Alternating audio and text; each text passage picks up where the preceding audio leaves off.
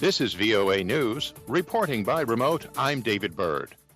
Iranian President Ibrahim Raisi said on Saturday his country was ready to hold talks with world powers to revive its 2015 nuclear accord, but not under Western pressure, adding Tehran was seeking negotiations leading to a lifting of U.S. sanctions. France and Germany have urged Iran to return to negotiations after a break in talks following Iranian elections in June, with Paris demanding an immediate restart amid Western concerns over Tehran's expanding atomic work. Last month, France, Germany, and Britain voiced concern about reports from the UN nuclear watchdog confirming that Iran has produced uranium metal enriched up to 20% fissile purity for the first time. Iran says its nuclear program is peaceful, that it has informed the watchdog about its activities, and that its moves away from the 2015 deal would be reversed if the United States returned to the accord and lifted sanctions. Former U.S. President Donald Trump withdrew the United States from the accord in 2018. The Taliban claimed Saturday that their forces had seized several districts in the northern Panjshir Valley, the last remaining province in Afghanistan holding out against the Islamist group.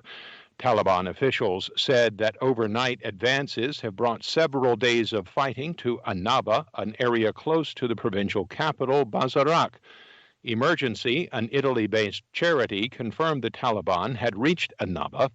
The non-governmental organization, which runs a medical center in the area, said its facility had received a small number of wounded people.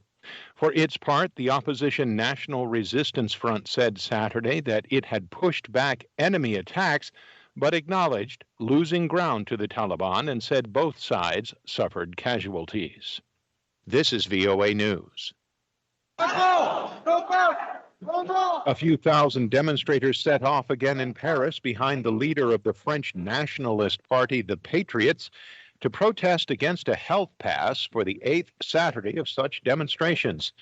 French people are now used to being asked to show their credentials as they enter restaurants, bars, gyms, or museums to prove that they have either been vaccinated or have recently tested negative for COVID-19, or have recovered from the illness in the last 6 months. According to the Johns Hopkins University COVID-19 Resource Center, 61% of the French population has been fully vaccinated against COVID-19.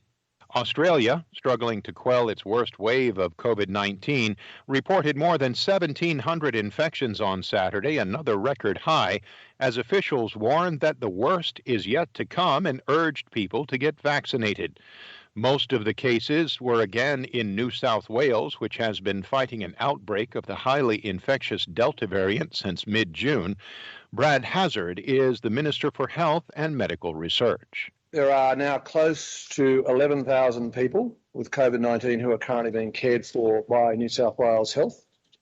The vast majority, about 90%, are being cared for at home, in the community, or in New South Wales Health's special health accommodation. Wilcannia in far west New South Wales has been one of the state's hardest hit areas, with a large indigenous population, many living in multi-generational households.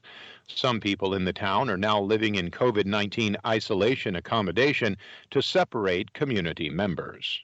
Power is due back for almost all of the city of New Orleans by next week, according to officials. But for other areas hit by Hurricane Ida, there's no timeline for restoration. AP's Julie Walker reports. The New Orleans mayor is urging residents to come back as the power goes on so they can help with cleanup and relief efforts. At the same time, many are still leaving. Gwen Warren was getting on a bus yesterday from the suburbs with other evacuees headed to a shelter in northern Louisiana. She says after days without power and other necessities, she can't take it anymore. Any place the Lord blesses us to go out of this heat, where we're able to get some food, get a hot bath, and, and just some comfort.